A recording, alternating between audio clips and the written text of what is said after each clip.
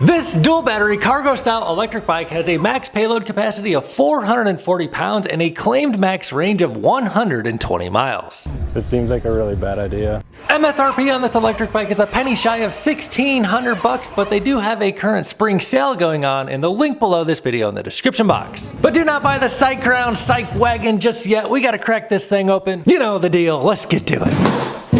This cargo bike will be rolling on 20 by 3 inch wide knobby tires with 160 millimeter rotors. It's got a center mount kickstand, and this one comes in a flat gray color, and it's got the super long cargo area that is built into the frame itself. Looks like it's got some floorboards, place to put your feet on the Cycrown CycWagen. Comes with a tail light that wires into the dual batteries. One of those batteries is back here. Here's what the seat looks like. It's wide, has a little bit of shape to it. This is not a folding e-bike, but it does have folding handlebars. You get 2 sets of keys. One is for the frame integrated battery. Do not believe I've seen this shaped battery on an e-bike yet. The frame integrated battery is a 48 volt, 10.4 amp hour, 500 watt hours of energy. And your second battery back here.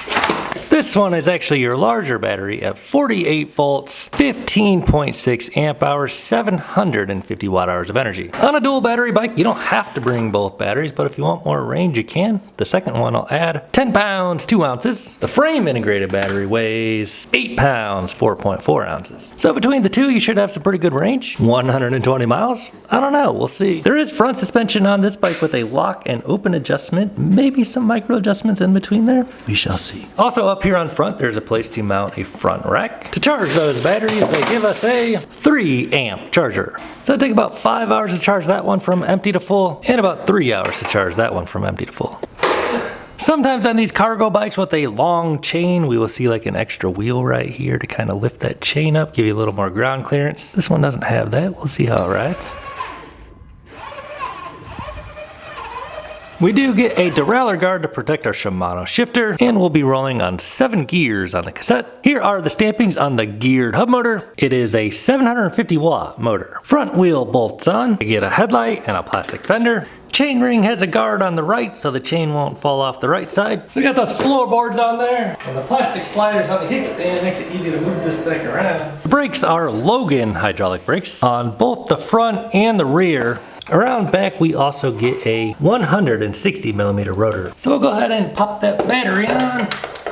And we'll pop this back battery on as well. Honey! He's determined to eat these succulents no matter what. No, he's faster than me. And let's take a look at the cockpit. So we get these plasticky rubber grips. Pedal assist modes can be changed here. Looks like lights and turn signals, horn. Typical 7-speed Shimano shifter and a thumb throttle on the right. So let's fire it up. So this display gives us our battery readout in terms of 5 bars, sitting at 4 now. Of course, 5 levels of pedal assist, which you change here. And you can tap between max speed, average speed, odometer, and trip.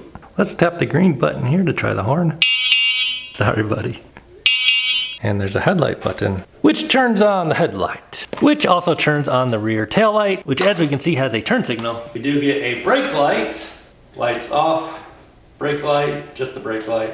And to give you an idea of the size of the C-bike, everything is on minimum, handlebars on minimum, seat on minimum. I'm 6'5", inseam 34, hopping aboard the Cycrown. Here's what my pedal strokes look like on minimum seat height. Handlebars have a nice comfortable rise to them. So seat on max height, handlebars on max height. Here's what I'm looking like on this bike. Seems like a comfy riding position. So floorboards are feeling nice. We got some accessories coming in the mail. Hopefully there's a softer seat on here. I don't really want to ride the wood. I do. So it does have cruise control. Looks like we'll top out at 28 mphs here on throttle only. So before we get this thing out for a ride, let's take a look at some of the attachments. They also have a seat cushion so you can carry a passenger with those passenger floorboards. And this rack is actually huge and it has a little bit of weight to it. It says 9 pounds, 10 ounces. Now you can take that small one and throw it up here on the handlebars. First step is you got to take this wood off. This whole wood piece just pulls right off like that. So with the right mounting hardware, it looks like you could put multiple of these racks back here. Oh yeah, that lines up back here. So you could run 2 on the back. Probably what makes most sense is to take this 9-pound rack, throw it back here. So the rear rack goes back like this. We'll bolt it down. And now this e-bike is a wide load. And now it looks like we're ready to haul some serious cargo. And I did throw a suspension seat post on this bike. So here's what we're looking like. Let's take it for a ride. All right, dudes, let's take out the Cycrown CycWagen. Let's fire this thing up, peel off the screen protector, and we'll fire up the Strava so we can track our official range on this dual battery setup. And hopping in the elevator here, this thing feels a bit like a semi. See if we have enough clearance to make it through the gerbil tunnel. So let's go ahead and run it up to 20% grade, see what kind of torque the CycWagen is working with. On pedal assist 5, we'll do thumb throttle only, see what it can do on its own without pedaling at all. We do have both the racks on there. I weigh 200 pounds, and it is pulling us up on thumb throttle only on its own. So this cargo e-bike does have a torque sensor throwing on pedal assist 1. At first I thought it was a cadence sensor, and immediately I could tell it was a torque sensor.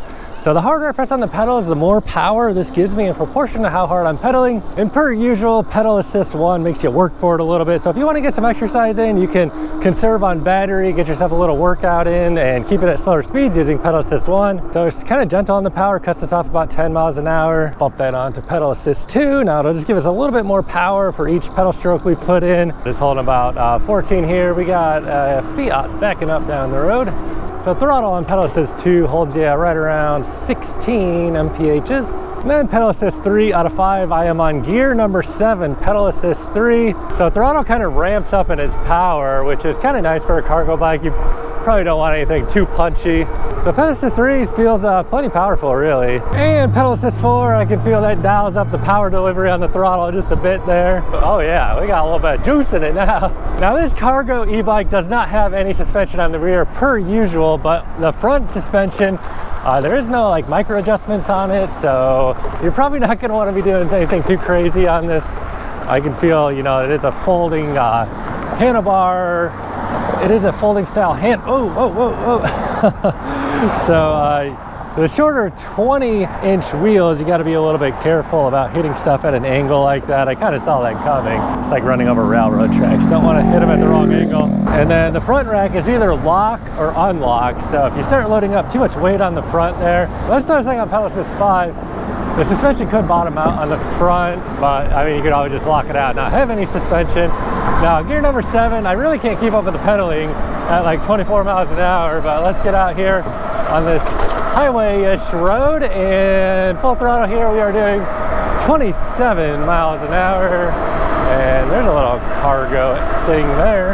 Is that a shovel? What is this? Now, this is not our official acceleration test, but let's see how we can keep up in some normal everyday traffic here. Yeah, this bike feels plenty powerful. You do run out of gear at about 20 realistically, unless you want to be pedaling like a madman. Man, this bike's got some size to it for sure. Long wheelbase and all these attachments. So let's go ahead and give it a 0 to 20 acceleration test, see how it does. Thumb throttle is on the right, keeping your hand open to signals on the left hand, and full throttle, ready to go. GPS will lag just a bit, 10, 15, 20. So GPS will lag just a bit. Man, definitely feels like a bit of a train leaving the train station with the, you know, the wheelbase and all the accessories and attachments on this thing. But I mean, you know, it's got the power, man, and that's what you want if you're going to be hauling some stuff. Today, all we're doing is hauling butt. Now, the seat on this bike I did not find to be particularly comfortable, which is why I decided to swap it out for like a larger seat with a suspension seat post. Really just makes for a much nicer riding experience. Yeah, I know, it's so big, it seems like it's going like really fast. You don't feel bumps and stuff as much as on a bike? Not with the suspension seat post I have on there. Like, yeah, I don't feel like anything. That's good. Let's go ahead and give it a high speed run here, bust a UE, and full throttle, GPS in the left hand. A little bit of tailwind here. I'm not gonna pedal this at all because I really just can't keep up after like 20. Says cruise control is on, taking us up to 25 on the onboard, 26 on the onboard, 28 on the onboard, 28 on the GPS, and I can feel the motor starting to cut power right at 28 miles per hour. So we get out here for a little beach ride today.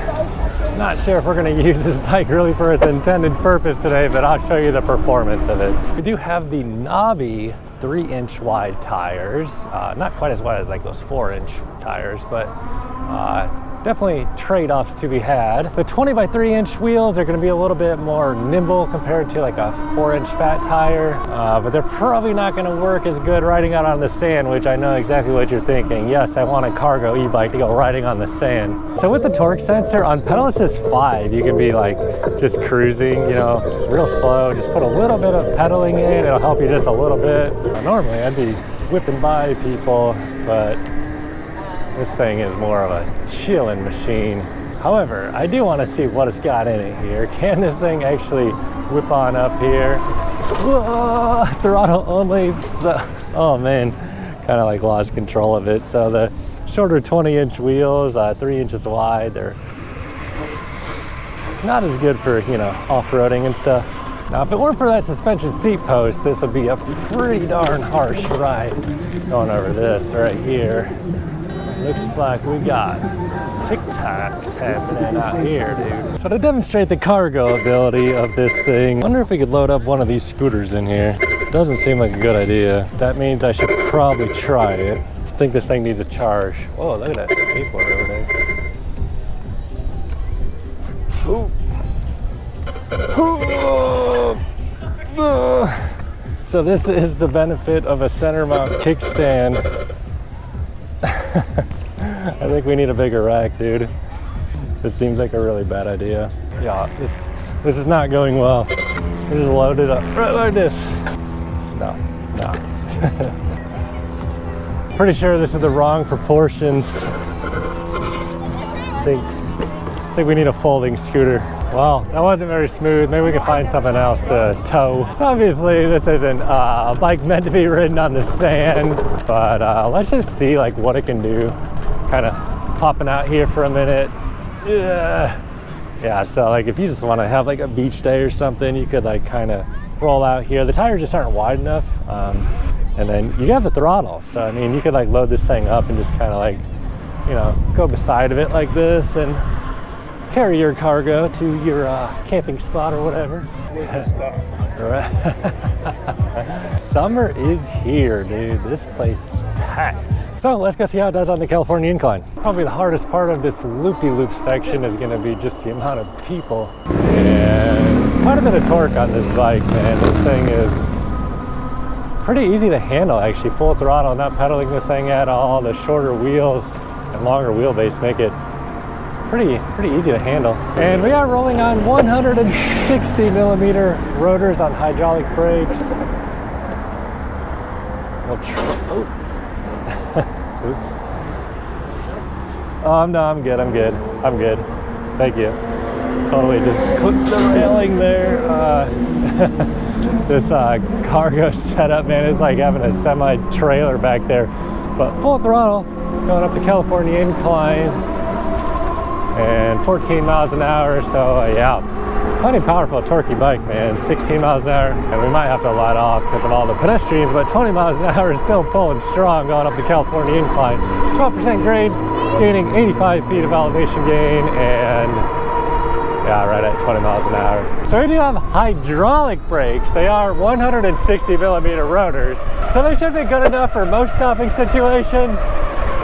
We'll give them a bit of a pull here, and I can feel, you know, I got to pull on those levers pretty good, but the brakes do actually feel really good since they are hydraulic, and the levers on these brakes do feel nice. I would like to see probably 180 millimeters on a bike that, you know, it's designed to be carrying a lot of weight and it's already big on its own. Oh, making a little bit of squeaky squeak there. One good thing going for them though is since the wheels are 20 inches tall, generally you don't need as big of a rotor on a shorter wheel to get the mechanical leverage. So 160s actually work. So if you're cooking along about 20 miles an hour and you need to come to an abrupt stop, yeah man, these brakes are actually pretty good. If you are interested in getting a CycWagen, you can see the official listing down below this video. I think it is on sale for $1,500, actually a penny shy of $1,500. So if you want a torque sensor and dual battery setup, this is certainly an option. Let's head on home, see the final ranges. Apparently there's a bulletproof car right here. The good part about dual batteries is you can just keep pushing them hard and not really have to worry about running out of range. I think the cruise control is one of my favorite features on this bike. All right, dudes, just rolling back into the neighborhood. And the battery readout is giving us 4 out of 5 bars, which checks out. I mean, we have dual batteries, 500 watt hours up front and 750 watt hours in the middle. So, I mean, we have a solid amount of range left, and we did 17 miles an hour and 49 minutes of ride time. And average speed was a little bit lower at 9.35. It was just so busy out there today by the beach. So $1,500 if you do want to grab a CycWagen. Click the link below the video in the description box. Buy through that link down there. It would help support my reviews, and I would greatly appreciate your support. However, if this is not the kind of e-bike you're looking for, watch this video next. Catch you over there.